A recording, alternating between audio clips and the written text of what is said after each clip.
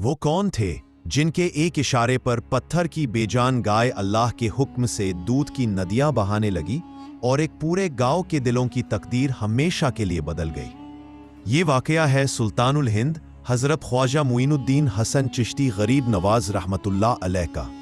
उस जमाने की बात है जब ख्वाजा साहब अजमेर शरीफ में तशरीफ लाए। अभी कुछ ही अरसा गुजरा था, आपकी करामातें दूर दूर तक मशहूर हो चुकी थी।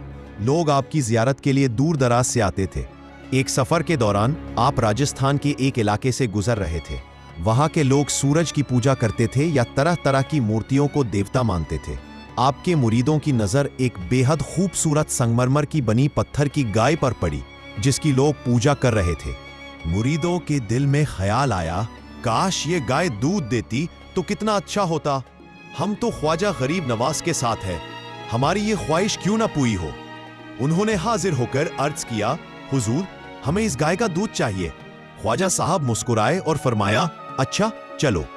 जब आप मुरीदों समेत उस पत्थर की गाय के पास पहुंचे तो गांव वाले झुंड बनाकर दौड़े आए। बोले, बाबा जी दूर हटिए, ये हमारी पूजनीय गाय है। ख्वाजा साहब ने बड़ी नरमी से कहा, हम इसे नुकसान पहुंचाने नहीं आए, मेरे मुरीदों की ख्वाहिश है कि ये गाय दूध दे।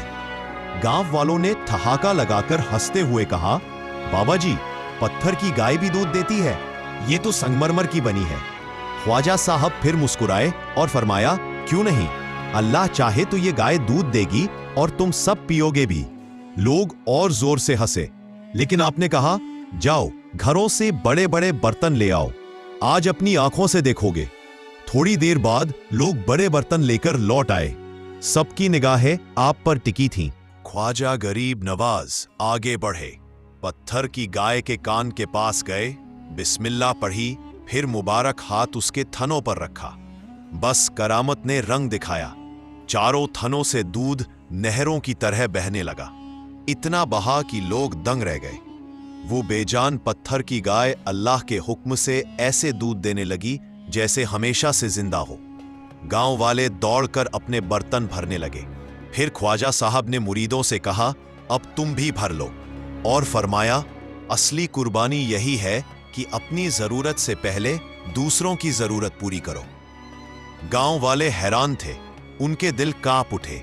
बोले, आप तो बहुत बड़े बुजुर्ग हैं, हम आपको देवता मानते हैं। ख्वाजा साहब ने फौरन टोका, नहीं, मैं कोई देवता नहीं, मैं अल्लाह का एक बंदा हूं। अगर मुझे मानते हो तो वही करो जो मैं कहता हूं। लोगों ने पूछा, हुजूर अब क्या फरमाते हैं? आपने इरशाद फरमाया, ला इलाहा इल्लल्लाह मुहम्मदुर रसूलुल्लाह पढ़ो।